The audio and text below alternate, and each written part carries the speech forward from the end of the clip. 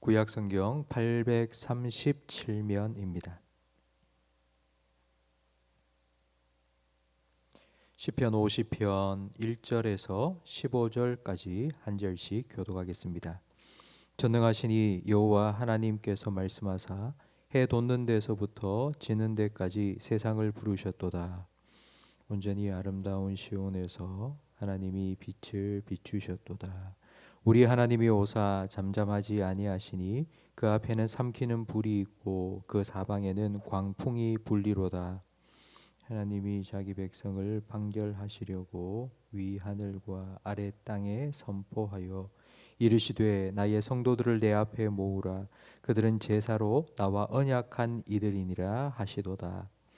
하늘이 그의 공의를 선포하리니 하나님 그는 심판장이시미로다.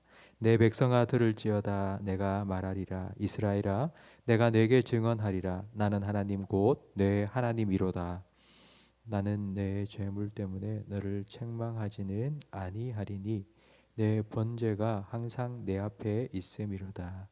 내가 내 집에서 수소나 내 우리에서 수점소를 가져가지 아니하리니 이는 산림의 짐승들과 무 산의 가축이 다 내 것이며 산의 모든 새들도 내가 아는 것이며 들의 짐승도 내 것이미로다.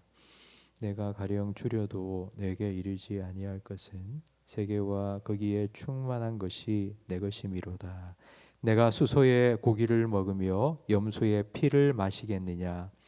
감사로 하나님께 제사를 드리며 지존하신 이에게 내 서원을 갚으며 함께 읽습니다. 환난 날에 나를 부르라. 내가 너를 건지리니 내가 나를 영화롭게 하리로다. 아멘. 1절 말씀해 보니 하나님께서 해 돋는 데에서부터 해 지는 데까지 온 세상을 부르시고 계십니다. 그 이유가 4절 말씀에 나옵니다.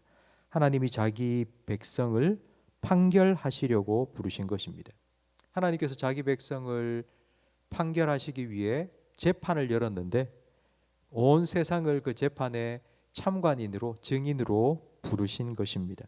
그런데 왜 재판을 하는 걸까요? 5절 말씀에 그 이유가 나와 있습니다. 나의 성도들을 내 앞에 모으라. 그들은 제사로 나와 언약한 이들이니라. 제사로 나와 언약한 이, 제사로 하나님과 언약한 사람, 이걸 쉽게 표현하면 성도들은 제사로 하나님과 연결된 사람이라는 뜻입니다. 우리는 지금 예배를 통해서 하나님을 만나고 있습니다. 거룩하신 하나님을 만날 때에 우리는 거룩하신 하나님을 닮아가는 성도가 될 수 있습니다. 그렇게 성도가 됨으로 하나님 말씀 순종하고 하나님 다스림 받는 하나님의 백성으로 변화됩니다. 그런데 만약 우리가 드리는 이 예배에 문제가 생겼다면 하나님과 연결이 끊어집니다. 하나님과 연결이 끊어지면 성도는 죄인이 되고 하나님의 백성은 죄의 종으로 변합니다. 하나님 보시기에 이 예배에 뭔가 문제가 생겼습니다. 그래서 좀 재판 좀 하자고 하나님께서 그 문제를 바로잡기 위해 재판을 여신 것입니다. 그렇다면 도대체 우리의 예배에 어떤 문제가 생긴 것일까요? 8절 말씀에 보면 나는 너의 재물 때문에 너를 책망하지 않는다고 말씀하십니다. 우리가 제물로 하나님께 드리는 소, 양, 염소 거기에 문제가 있는 것이 아닙니다. 하나님께서는 더 좋은 소를 내게 가지고 와라. 2 플러스 1등급 소만 바쳐라. 2마리, 3마리, 4마리, 10마리 더 많이 바쳐라. 하나님께서 우리에게 그렇게 말씀하시지 않습니다. 산과 들의 모든 짐승은 다 하나님의 것이고 공중에 나는 새도 다 하나님의 것입니다. 하나님께서 배가 고파서 우리가 드리는 소, 고기, 양고기 그거 드시고 싶어서 재물을 많이 바쳐라 이런 말씀을 하시지 않습니다.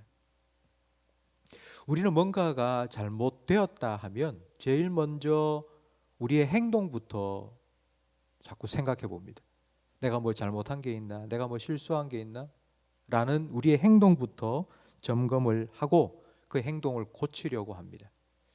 죄를 지은 사람 감옥에 가두는 이유도 그 행동을 못하도록 하기 위해서입니다.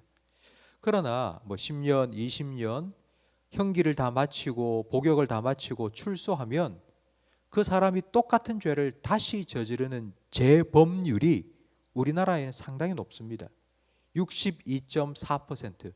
그러니까 죄수 세 사람 중에 두 사람이 형기를 마치고 감옥에서 나오면 똑같은 죄를 다시 짓는다는 것입니다. 이것을 보건대 행동이 문제가 아니라는 것을 우리는 알 수 있습니다. 우리 행동의 문제가 아니라 더 큰 문제는 우리의 생각과 마음의 문제, 영혼의 문제입니다.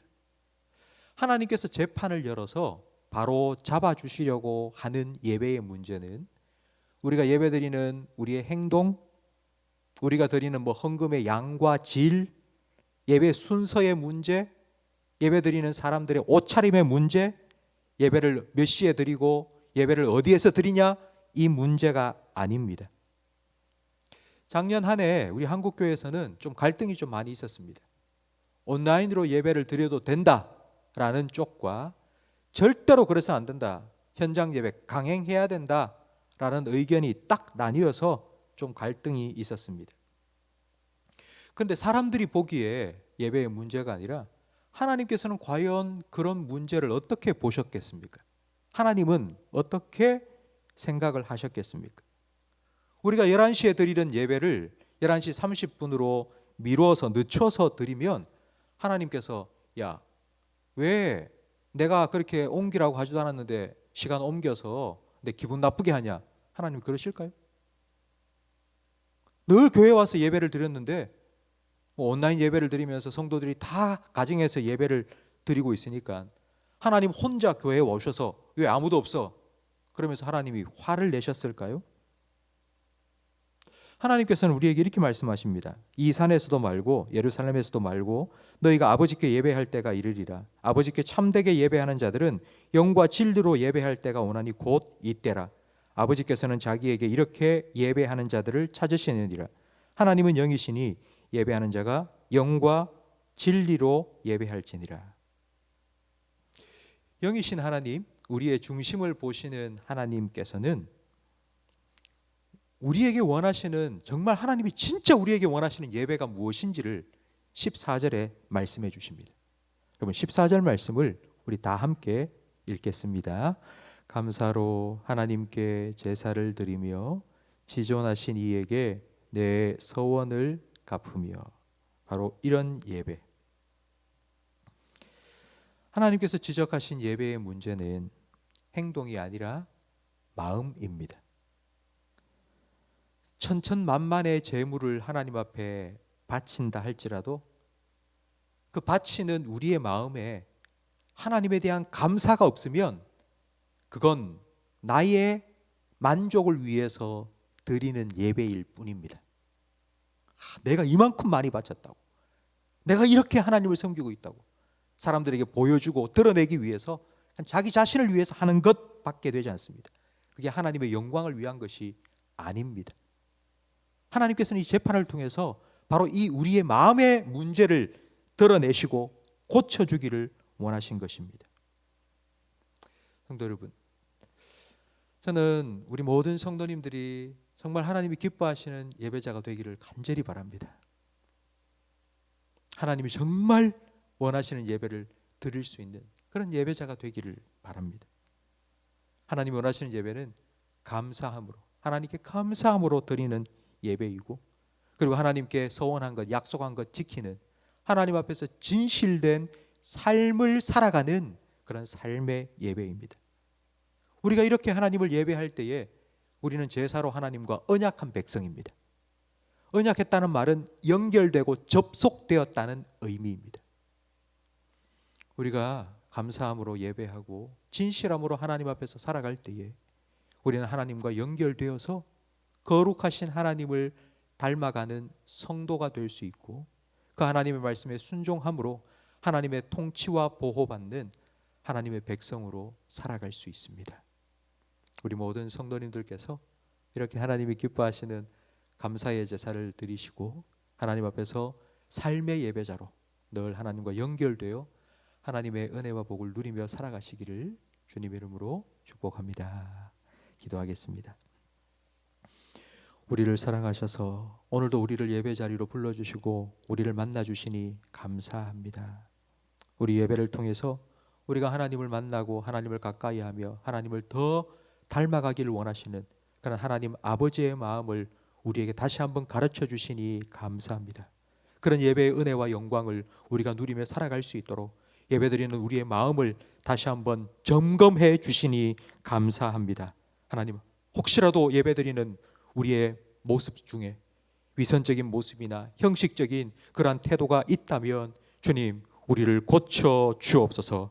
예배 때마다 하나님을 가까이하고 만나는 그런 기쁨을 누리게 해 주옵소서. 예배를 통해 하나님을 향한 우리의 믿음이 다시 새롭게 되게 해 주시고, 그래야 해서 우리가 하나님을 더 사랑하며 하나님 기뻐하시는 감사의 예배를 하나님께 드리며 하나님을 영화롭게 하는 우리 모든 성도들의 삶이 되게 해 주옵소서. 하나님, 혹시라도 우리가 환난을 만날 때에 그 환난 중에서 하나님을 온전히 바라보며 예배할 수 있는 저희들이 되게 해 주옵소서.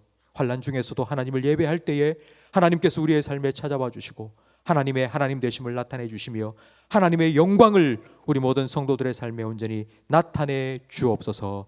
예수님 이름으로 기도합니다. 아멘.